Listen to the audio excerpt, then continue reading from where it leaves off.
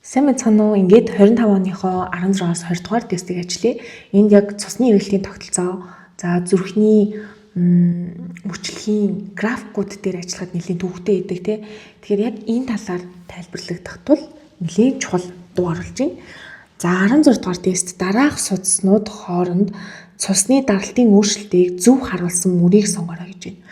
За артер, артериол, капилляр, венул, вен гэсэн судалснууд маань өгөгдөөд тэгээд ASE хүртэл цусны даралт буураад өсөөд буураад байгаа мó эсвэл бууралтайгаа байгаа мó өсөлттэй байгаа мó гэдгийг ялгаж өгсөн байна. За цусны эргэлтээ бүгдээрээ сэргийн харах юм бол эндээс лазер авчнаа.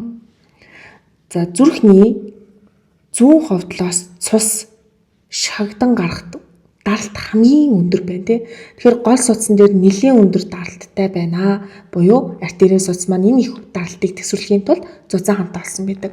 За цаашаага артериол руу явах тусам судасны диаметр нь нарийсаад за үргэлжлүүлээд хялгасан судас руу шилжиж өгнө. Хялгасан судаснаас цаашаага вений судас руу шилжээд за вений судаснаас цаашаага дээд доод хөндийн вен рүү шилжээд зүрхний баруун талын тосгууртаа цус даралт нь багасж хурж ирдэг. Тэгэхээр анх гарахтаа өндөр даралттай буюу энэ хэсэгт даралт нь өндөр байна. Энэ хэсэгт даралт нь нам болоод хүрээд ирнэ гэсэн үг хаана шүү дээ тий. За одоо тэгвэл судаснуудаа аваад үзэх юм бол артерийн судас бол даралт өндөртэй буюу ойролцоогоор 80-аас 120 мм мөнгөн усны багантай байна. За энэ даралт гэж юугаа хэлээд байгаа юм бэ гэхээр цусны судас дотор цус ингээ урсж байгаа шүү дээ тий. Тэгээд цус ингэж урсж байхдаа судасны ханандаа даралт учруулдаг тий. Энийг цусны даралт гэж нэрлэдэг та. За одоо тэгвэл артер дээр 80-аас 120 байснаа. Аслагдах тусам буюу зүрхнээс цаашаа явах тусам энэ даралт буурна. За артериол дээр нэг 30-аас ойролцоогоор 30-аас 80 мм мөнгөн усны багантай болдог ч юм уу те. За капилляр буюу хялгасан судас руу орж ирэхэд цусны урсгалын хурд буурдаг. За мэдээж дээрээс нь судасны нөгөө диаметр ч гэсэндээ нарийсдаг. Тэгвэл энд юу болдог вэ гэхээр хэрвээ цус маань хялгасан судас дондор хурдан урсчих юм бол за өндөр хурдтай урсчих юм бол тэнд солилцоо явах боломжгүй болчихно. Үс ашиггүй болчихно гэсэн үг байхгүй. Энэ солилцоог үр ашигтай байлгахын тулд буюу эд эсэд хэрэгтэй зүйлийг нөгөөд буцаагаад хэрэгцээгүй болсон зүйлийг авахын тулд энд цусны урсгалын хурд буурдаг. За цусны урсгалын хурд буурж байгаа юм чинь мэдээж даралт ч гэсэндээ буурна. Даралт буурсан ч гэсэндээ тодорхой хэмжээний даралт үйжиж хялгасан судас нь солилцоо явагдах боломжтой болно гэсэн. Ийм учраас капилляр дээр 15-аас 35 мм мөнгөн усны багантай болох нэ. За тэгээд венул дээр гэдэрэнгуут аягүй сонирхолтой. Одоо нөгөө нэг судасны диаметр маань хамаагүй өргөн болчихж байгаа шүү дээ тий. Тийм болох тэгээд уян хатан хантай байгаа. Тэгмүүд энэ хэсэг дээр яадаг вэ гэхээр цусны даралт улам багасдаг. 5-аас 15 мм мөнгөн усны баган орчин болно. За яагаад багасч байгаа гэхээр магадгүй вений судсан дах даралт нь хялгасан судасныхаас их болчих. Тэнгууд цус маань эргэж урсах эрсдэлтэй байхгүй. Ийм учраас вений судас руу шилжихэд даралт маань буурна гэсэн үг. За үргэлжлүүлээд дээд доод хөндийн вений судас руу оронгууд улам диаметр нь өрсөж байгаа шүү дээ. Тэгээд ерөнхийдөө бол 5 мм мөнгөн усны баган хүртэл даралттай байна гэж ойлгож болно. За тоог нь харах юм бол артериэс вен хүртэл тасралтгүй цусны даралт маань буураад явчлаа тий. Тэгэхээр манай зөв хариулт A байлаа. За энд цусны даралтыг харуулсан график байгаад байна. Эндээс бид нэр юуг харах боломжтой вэ гэхээр энэ пик яг юуг илэрхийлээд байгаа юм бэ гэдэгтээ танилцж болно. За систолын даралт гэж юм те. Систол гэхээр зүрхний агшилтыг хэлээд байгаа. Тэнгууд систолын даралт нь энд 100 хортой буюу дээд даралт 100 хортой орж ирж байгаа байхгүй юу? Диастол гэхээр сулрал орж ирж байгаа тий. Тэнгууд зүрхний сулрал буюу доод далд маань 80 мм мөнгөн усны багантай орж ирнэ гэсэн үг хаана. Тэгэхээр цусны даралтаа хэрвээ хэмжиж үзсэн бол дээд доод даралт хоёр тоо гарч ирдэг нь нэгэн зүрхний сулрах үеийн даралтыг буюу доод даралтыг нөгөөх нь зүрх агших үеийн буюу дээд даралтыг илэрхийлсэн тоо байх нэ. Артерийн судас, артериол, капилляр, за вений судас гэд ингээд баруун талын тосгуур хүртэл явхад тасралтгүй цусны даралт ингээд буусан байгаа тийм. Ийм учраас 16-гийн зүгээрэлт A байла. За энд юу оруулсан бэ вэ гэхээр энэ нөгөө нэг хэмжээ нөгөө гадруугийн талбай байгаа тийм гадруугийн талбайны хувьд хялгарсан судас маань маш нарийнхан боловчиг тархалт нь их байгаа. Тийм болохоор артер болон вений судастай харьцуулахад хялгсан судасны гадруугийн талбай маш өндөр байгаа. За дараагийнх нь болохоор зэрэг см/сек гэсэн байгаа учраас энэ урсгалын хурдыг илэрхийлж өгсөн байна тий. Тэгэхээр артер дээр даралт ихтэй шахагдаж байгаа учраас өндөр хурдтай байж агаад тэгээ нарийн судасны хурд нь удаашаад хялгсан судас дээр бүр хурд нь ингэж доош орсон бод тэгснээ вен дээр судас нь өргөсчиж байгаа учраас хурд нь тодорхой хэмжээнд нэмэгдсэн байна. За даралтыг бол хэдүүлээ ойлгочихсон. Зүрхнийхээ ховдлоос ахуулаад зүүн талын ховдлоос ахуулаад баруун талын тосгуур хүртэл даралт тутан буурдаг. Тэгэхээр даралт ихтэй цус зүрхнээс шахагдаад даралт нь багассан цус зүрхэнд эргэж орж ирдэг байх нэ. 17. Бидний цус бүх биеэр бүтгэн эргэлдэхдээ зүрхээр 2 удаа дайрч өнгөрдөг тул давхар эргэлттэй гэж үздэг.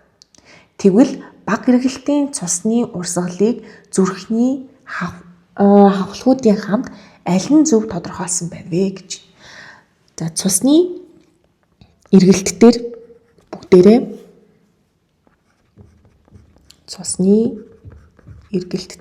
хоёр төрлийн эргэлт авч үзнэ. Нэг нь задгай эргэлтийн систем тогтолцоо. За битүү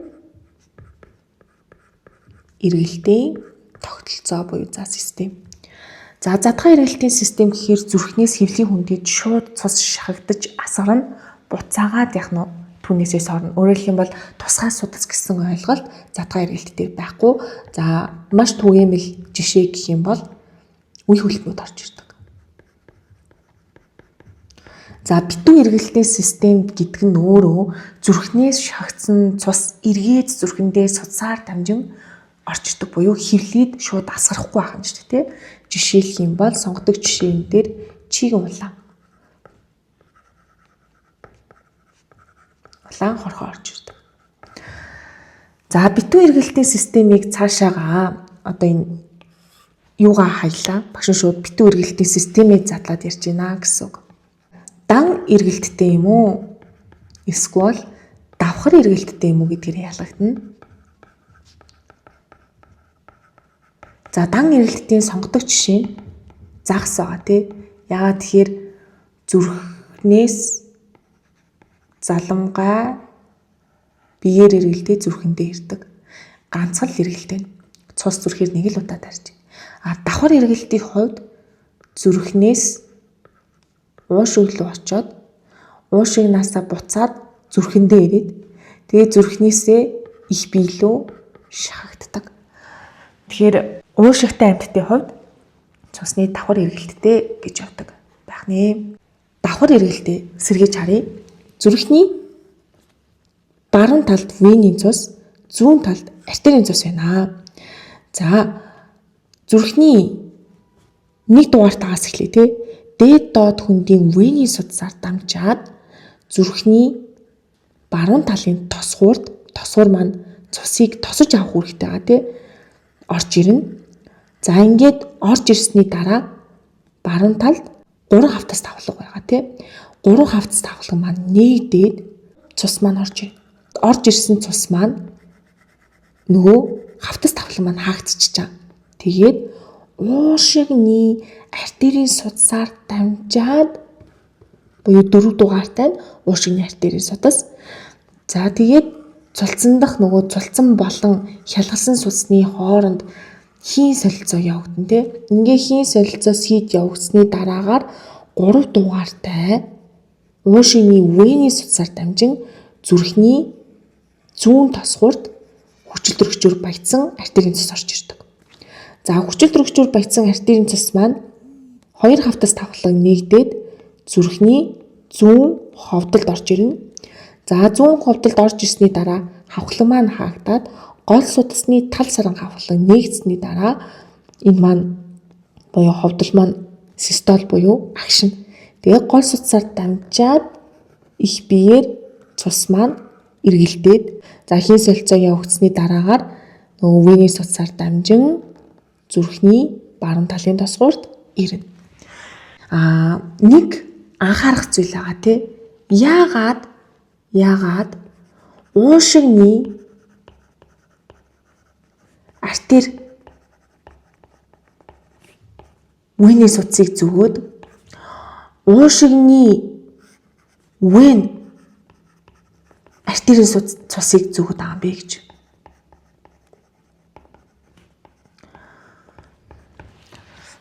За маш энгийн тайлбарлах юм бол зүрхнээс гарч байгаа судсаа артер гэд ойлгочих. Зүрхэнд орж ирж байгаа судснууд чинь вений судас гэд ойлгочих. За тэнгууд орж ирж байгаа дээд доод хүндийн вений судас орж ирж байгаа уушигны вений судас ороод ирж байна. Гарч байгаа гол судас гарч байгаа уушигны артерийн судас. За бүр өөрөөр тайлбарлах юм бол зүрхнээс цус маш өндөр дараалттай гарна тийм үү? Энэ өндөр дараалттай цусыг вений судас даах уу? Хэрвээ энэ уушигны вений судас байсан бол магадгүй задарчих байхгүй. Тэгэхээр тэр өндөр дараалттай цус маань угаасаа уушигны артерийн судсаар дамжаад уушигт очно гэсэн. Уушигт очихдоо даралт нь саарад тэгээд уушигны вений судсаар дамжаад зүрхэндээ ороод ирж байгаа байхгүй. Тийм болохоор энд ингэж нэг дүрм зөрчигддөг онцлогтой байдаг байна. За өгдлийг үзэх юм бол баруун тосгуураасаа уушигны артер рүү уушигны хагас сар авахлаг нэгдээд цус маань ууш руу явна. Тэгээд хялгасан судасны солилцоо хийгдлээ уушигны венээр дамжаад зүүн талын тосгуурт орж ирнэ.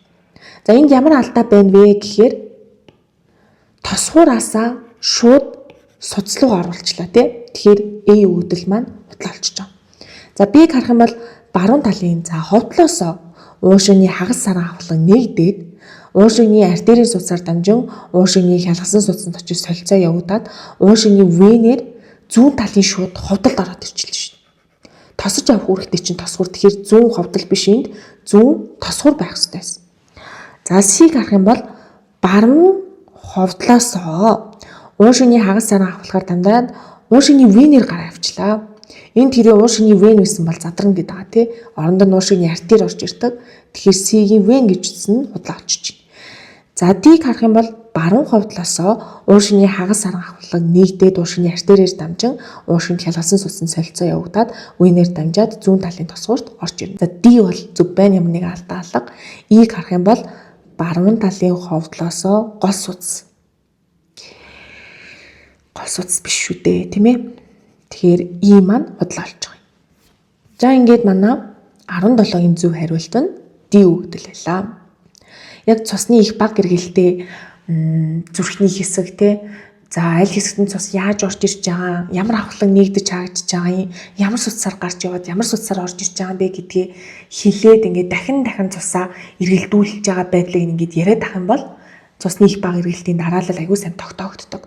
Тэгээ гол нь бодит зураг дээрээ аягүй сайн бодолцгоно шүү дээ. За 18.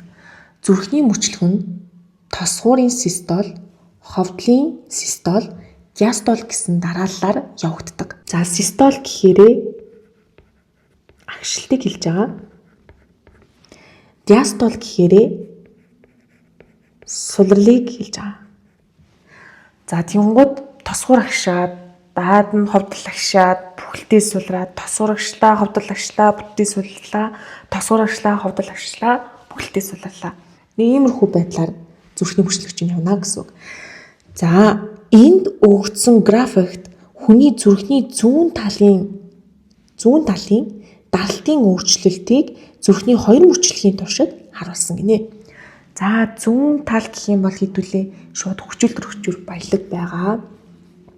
За хоёртой талаа гэж бодох нь тийм. За даралтыг харсан чинь вэ штэ. За эхлээд 6-аас удаа харчи. Үргэлжилсэн шулуунаар буюу энэ хэсэг. Энэ бол манай гол судасны даралт юм байна. За дараагийнх нь тасалдсан зураасаар зүүн ховдлыг харуулсан гинэ. Тэгэхээр энэ бол манай зүүн ховдлын даралт байна. Гэт.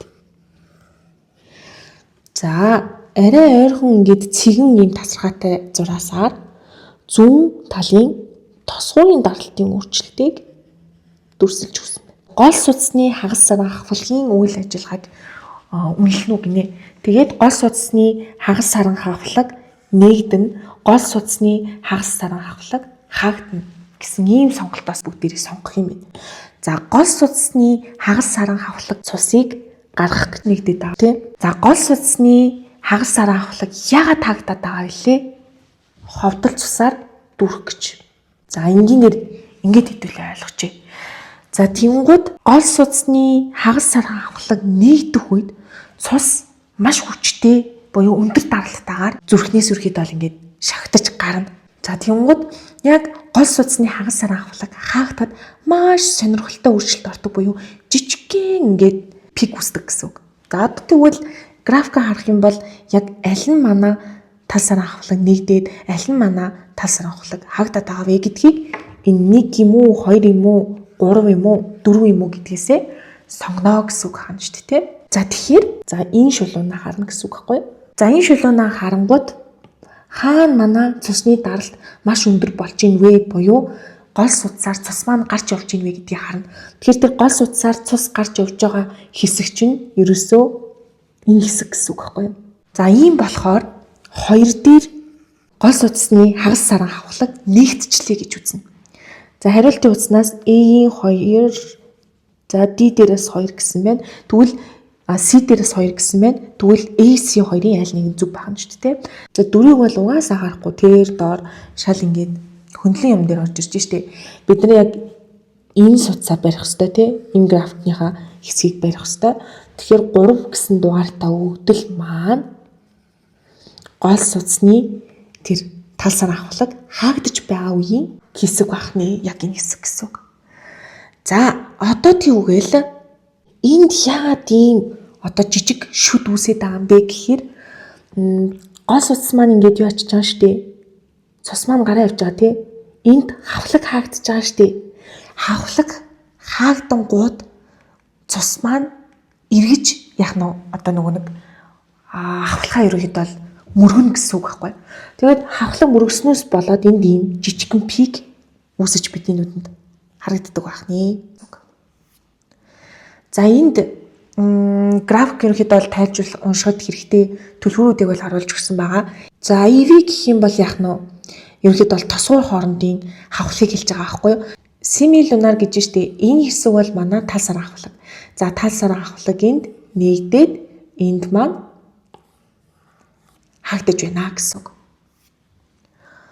За энд ойлгоход илүү хялбар болох юм болов гэд уг сайт орсон байсан бичлэгээс скриншот хийгээд зургийг оруулсан байгаа. Тэгэхээр эхний энэ ногоон хэсэгт тосгоорын агшилт явагдаж байна гэсэн үг. За тосгоорын агшилт явагдаад зүрхний одоо тэр ховдлын дотор цус маань орж ина гэсэн үг. За дараагийн энэ хэсэг дээр болохоор зэрэг ховдлын агшилт болоод зүрхнээс цус маань гарч явж байна тийм учраас даралт маш өндөр байгаа нь ажиглагдаж байна. За энэ дээр харагдаж байна энэ хэсэг. За дараагийн хэсэг нь болохоор зэрэг хөхөөр ховдлын сулралыг дүрсэлсэн байна тий. Тэгэхээр суларч байгаа учраас цусны даралт маань буурч байна гэдгийг график дээр илэрхийлж өгчээ. За ингээ 18-ын зөв хариулт A байлаа. 19. Амьсгалын зам нь агаар дамжуулах болон хийн солилцоо хийгдэх гэсэн хоёр хэсгээс тогтно. Тэгвэл дараах бүтцүүдийн аль нь хийн солилцоо хийгдэх хэсэгт байх вэ гинэ. За онцлог хэсэг агаар дамжуулах болон хийн солилцоо бидрээс яг хийн солилцоо хийх хэсгийг асуусан байна. За сормост эс гэдэг нь агаар дамжих замд агаарыг одоо баг шүүнтэй тийм болохоор A бол биш. Хундган эс гэхээр мэдээж салсыг ялгаруулна. Тэгэхээр бас л агаар дамжих замд агаарыг ерөнхийдөө цэвэршүүлнэ. За гүлгэр булчин гэхээр агаар дамжих замыг өргөсгөж нарийсгах. За мөгөрсөн хоолой чинь улаан хоолойтой бэлэгдэн. Тэгэхээр C бол биш.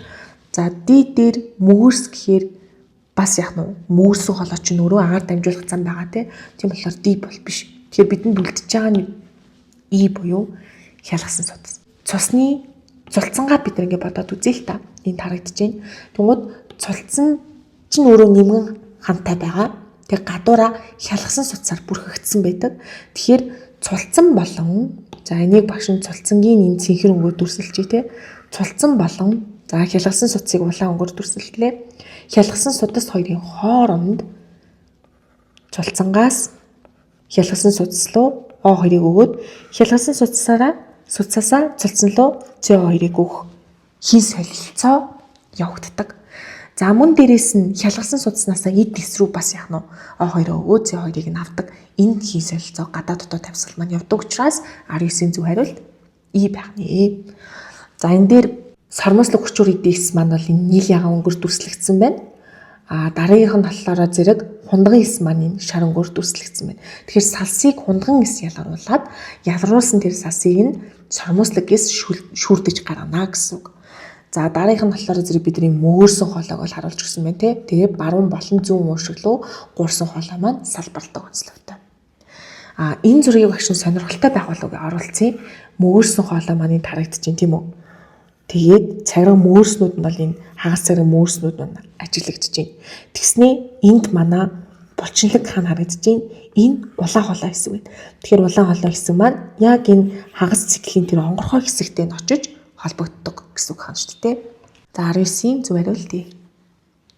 За 20 утаад тамхинд дагуулгадах ямар бодисууд нь амьсгалын тогтолцоог гэмтээж уушигны хавдар үүсэх хүртэл нөлөөлж болох вэ гинэ. Асуултаас гол зүйл нь уушигны хавдар үүсгэх амьсгалын тогтолцоог гэмтэх гэсэн үгдэл. Ерөнхийдөө бол хавдар гэж ойлгож байна. За асуултуудаа уншаад үзсэн чинь A дээр карциноген болон тамхины бох гэж орж ирж байна. Карциноген гэдэг чинь өөрөө угаасаа хорт хавдар үүсгэж. За тамхины бох гэдэг маань агаар дамжуулах замд болон уушинд ингээд барьцалтаад наалдаад гадагшлахгүй. Тэгээ тэрнээсээ болоод одоо уушиг болон агаар дамжих замыг гимтээгээд тэгээ гимтсэн хэсэгт өрөвсөл явагдана. Өрөвсөн цаашаа дамжраад хавдар болно гэсэн үг. Тэгэхээр A-ийн үгтэл бол яг уушигны хавдар үүсгэх гэсэн бидний асуултад маань тохирж байна. За B дээр нүүрсний дан эсэл болон карциноген. За нүүрсний дан эсэл маань ерөнхийдөө бол улаан эстэй төрүүлж холбогдно гэхээр хүчил төрөгчийн тутал үүсгэх энэ тэрэ балаа авчих бах. Нүүрсний дан эсэл болон никотин гэхэр чинь донтоологч ороод ирж байгаа. Тэгэхээр зүрх судасны үйл ажиллагаанд нөлөөлдөг гэж орж ирдэг тийм. За D дээр никотингээс ороод ирж, E дээр бас никотин ороод ирж. Тэгэхээр никотинтэй өвдлүүдээ шууд дарчин гэсэн үг. Тэгээ үлдчихэж байгаа нь A юу B юу. Тэгэхээр энэ дээр эргэлзэлгүй шууд тамхины бох болон карциногенээ сонгох нэ. За 20-ийн зөв хариулт A. Энэ хүртэл анхааралтай сонссонд баярлалаа. Тэгээд яг тэр зүрх судастай хэсэг дээр бол нэлээд толгой эргүүлэх болов. Тэгэхээр бичлэгийг ахин дахин тоглуулад маш анхааралтай сонсоод болохгүй бол ингэж дагуулж зураад ч юм уу те бүтцийн хэсгийг тайлбарлаад ч юм уу ингээд ах юм бол өөрт чинь маш сайн дадлаг болно. За тэгээд Еш бол нэлээд дөхж гин бүгдийнх нь бэлтгэлд амжилт. За баяртай. Тэгээд суугаа дагаад багшаага дэмжээрэй. За бай.